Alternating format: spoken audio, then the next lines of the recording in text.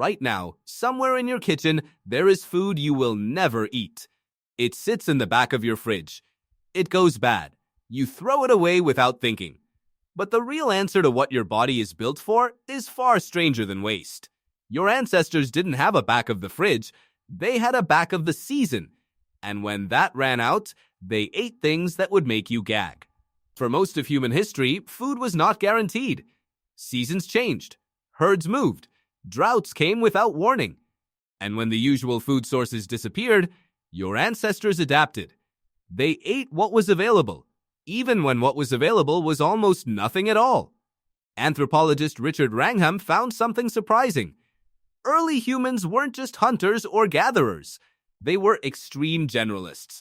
During famine, that meant eating almost anything with calories. Bone marrow was one source. When large animals died, the meat was often stripped away by lions, hyenas, vultures, but the bones remained. Early humans cracked them open with stone tools and scraped out the fatty marrow inside. Not appetizing, but it kept people alive. Insects were another. Termites, grubs, beetle larvae. Anthropologist Julie Lesnick has shown these were a steady part of early diets, sometimes higher in protein and fat than beef.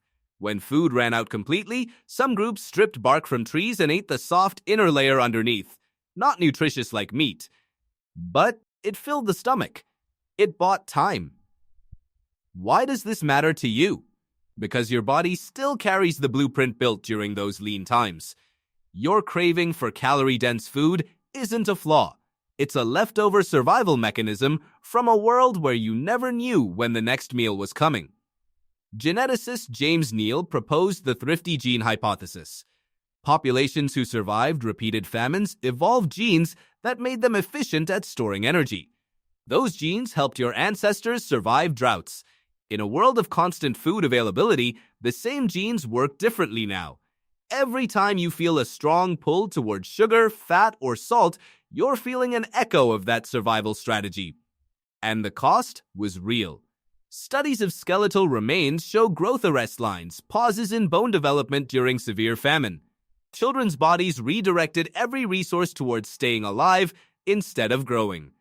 The mark stayed for life. Yet humans kept surviving. Not because of one magic food, but because of flexibility. The willingness and the biological ability to eat almost anything when nothing else was left. Compare that to today.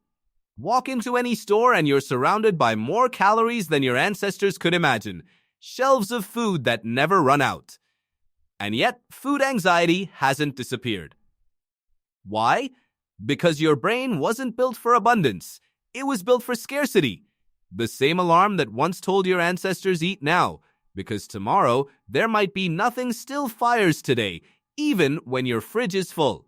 That slight irritability before lunch, that's an ancient alarm system doing exactly what it evolved to do. The foods that disgust you, bark, insects, bone marrow, were once lifelines, not delicacies. Lifelines, so the next time you open your fridge and feel that flicker of frustration because there's nothing to eat, remember what that phrase meant for most of human history.